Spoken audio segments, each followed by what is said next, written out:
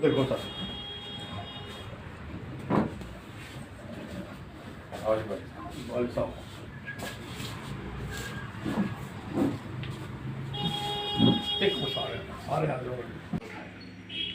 कला साहब मेरे बड़े पुराने मित्र हैं, उन्होंने एक पासिंग रेफरेंस में ये कहा कि इन लोगों को 25-25 लाख रुपए का वायदा हुआ था। एक मेहरबानी आप यहाँ आए, तो आप अगर अपनी तरफ से कुछ कहना चाहते हैं हम लोगों को तो। राजीव चुनी जी और जितने भी यहाँ हमारे, मैं तो परिवार ही कहूँ, आपका बड़ा शुक्रिया, दिल से शुक्रगुजार हूँ कि आपने इतना प्यार दिया। मेरा राजीव चुनी जी से और इस ऑर्गेनाइजेशन से, आपकी जो SOS इंटरनेशनल जो रिफ्यूजीज़ की ऑर्गेनाइजेशन है, इसके साथ मेरा स्टूडेंट लाइफ से मेरा नाता है। जब मैं जम्मू यूनिवर्सिटी में लॉ करता था तब मेरी मुलाकात राजीव जी से हुई, और ये बात है 2005 की। और उसमें मैं देखता था कि ये किस तरीके से रिफ्यूजियों के मसले उठाते थे। इसमें कोई शक नहीं कि आप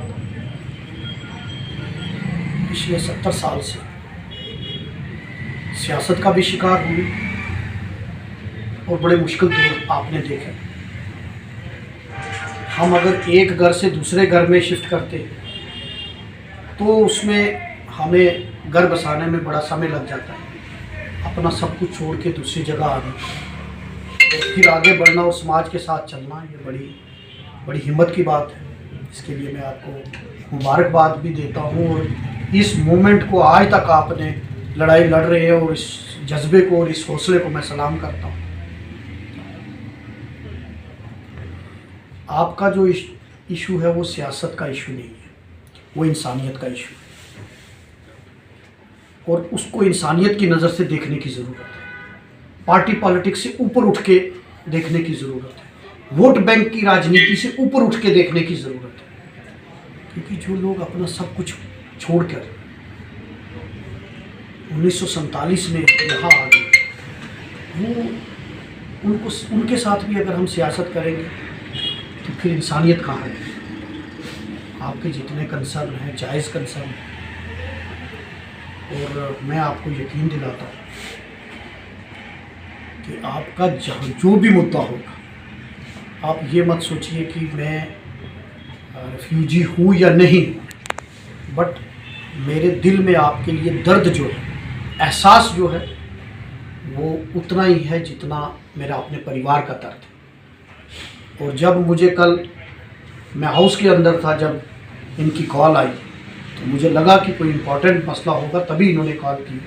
मैंने इनको कॉल काट के लिखा कि मैसेज करो।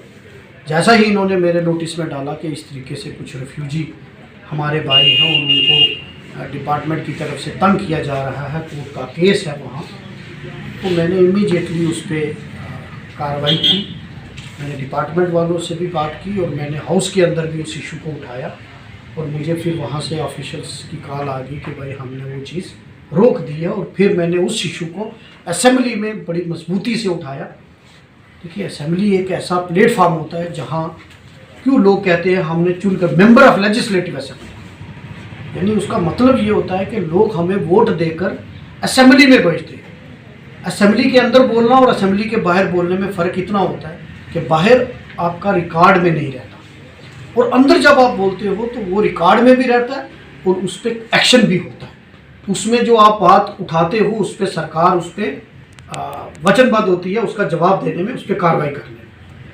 आपके जितने इशू हैं जेन्युइन इशू हैं, और इसमें कोई दो राय नहीं कि जो पैकेज आपके साथ बना था, मुझे भी इस बात का पता है, वो 25 लाख रुपए का बना था। और इस सरकार ने सिर्फ झुंझुना, मैंने कल ये बात कहा कि झुंझुना, जैसे इन्होंने फॉरेस्ट राइट एक्ट का झुंझुना दिया, और कल जब फॉरेस्ट राइट एक्ट इम्प्लीमेंट करने की बात हुई तो बीजेपी के सारे लोग खड़े हुए। ये सिर्फ दिखावे की राजनीति करते हैं, दिखावे की। आज भी ये सिर्फ कहते हैं कि हमने रिफ्यूजियों को हमने सब कुछ दे दिया। जब इनकी बात की जाए, जब इनसे कोई बात करता है तो ये कहते हैं जी 370 तो हमने इसलिए ख़त्म किया, रिफ्यूजियों को अधिकार नहीं थे, गुज्जर बकरवालों को फॉरेस्ट राइट एक्ट के तहत अधिकार नहीं थे, उनको पॉलिटिकल रिजर्वेशन नहीं थी, और ये सारी चीज़ें बाधा थी इनकी डेवलपमेंट में। तो आज मैं आपकी बात जो सुनी तो आम आदमी को तो ये पता ही नहीं है, वो सोचते हैं कि आपको तो इन्होंने पता नहीं कौन सा नया एक टाउनशिप बनाकर, और आपको कितने अच्छे, आप तो बाकी यहाँ के जो परमानेंट जो लोग यहाँ से रहते हैं उनसे आप बहुत अच्छे हो। इन्होंने ये एक नैरेटिव बनाने की कोशिश की है और ये बोला कि रिफ्यूजियों को हमने अधिकार दे दिए, आज इतने लाख 12 लाख रिफ्यूजी, इतना सेटलमेंट। और मैं समझता हूँ कि जो 25 लाख रुपया मनमोहन सिंह जी की सरकार, यूपीए की सरकार ने तय किया था, वो भी उसको इन्होंने घटा के 5 लाख, और वो भी 5 लाख किसी को मिला किसी को नहीं मिला, या पिक एंड चूज। 11 साल हो गए, 11 साल हो गए इस मामले को। तो आपका जो इशू है ये इंसानियत का इशू है, सियासत का नहीं। मैंने पहले ही कहा इसको वोट बैंक की राजनीति से देखने की ज़रूरत नहीं है। सियासत करते हैं, करते आएंगे, लेकिन सियासत करने के लिए और बड़े मसले, वो हम किसी का घर उजड़े को बसाने के लिए हम सियासत करें कि इसमें मुझे क्या फ़ायदा, तो फिर हमारे अंदर इंसानियत है नहीं। फिर हम इंसान और जानवर में क्या फ़र्क है। जानवर भी मतलब अगर उसके साथ भी आपका एक लगाव होता तो वो भी बड़ा एक उसको अटैचमेंट हो जाता है। तो इंसान के अंदर एक दिल होता है, एक दर्द को महसूस करता है। इस इशू को देखने की ज़रूरत है। मैं आपको ये यकीन दिलाता हूँ, मैं जम्मू प्रोविंस से एक ही MLA और कांग्रेस पार्टी का, लेकिन आपने हाउस के अंदर देखा, चाहे मैं एक ही था, लेकिन कोई ऐसा इशू नहीं था जिसको मैंने वहाँ ना उठाया हो। लोगों की आवाज़, चाहे गरीब कुचले हर वर्ग की, मैंने मुलाजम हो, डेली वीजर्स हो, हर मुद्दे पे मैंने वहाँ बात की है। आपका रिफ्यूजीज़ का मसला भी मैंने, जिस दिन चीफ मिनिस्टर साहब की ग्रांट थी उस दिन मैंने उसको उठाया। लेकिन ये सच बात है कि इसको एक लाइन में हम एक्सप्लेन नहीं कर सकते। इस पे एक डिस्कशन की ज़रूरत है, इस पे एक क्लैरिटी की ज़रूरत है।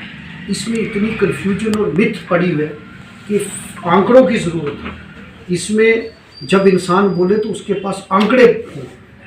करा साहब का भी उन्होंने जिक्र किया। कांग्रेस पार्टी हमेशा इस देश को बनाने में कांग्रेस पार्टी का एक अहम रोल, और कांग्रेस पार्टी हमेशा ये चाहती है कि हर ज़ात और हर मज़हब के लोगों को एक गुलदस्ते की तरह परोक कर आगे देश को बढ़ाया जाए। और मैं आपको यकीन दिलाता हूँ कि आपका जो जेन्युइन मुद्दे, अगर वो 5 है और मैं 1 हूँ, चाहे वो रिफ्यूजी हैं, मैं रिफ्यूजी नहीं हूँ, लेकिन मैं आपका मुद्दा जो है, आपकी लड़ाई उनसे ज़्यादा असेंबली में लड़ूंगा। और आप देखें जो जेन्युइन मुद्दे हैं आपके, ये नहीं कि एक तो परमानेंट वैसे भी कोई इशू होते हैं, जो छोटे छोटे इश्यूज़ होते हैं जो असेंबली में आपको लगता है कि ये उठने चाहिए, वो आप मेरे ज़ेरे नोटिस में डालें। मैं उन इश्यूज़ को उठाऊंगा और मैं आपको यकीन दिलाता हूँ कि मैं हमेशा आपके साथ खड़ा हूँ। आपके दुख दर्द और तकलीफ़ मेरा दुख दर्द है, जहाँ भी मेरी ज़रूरत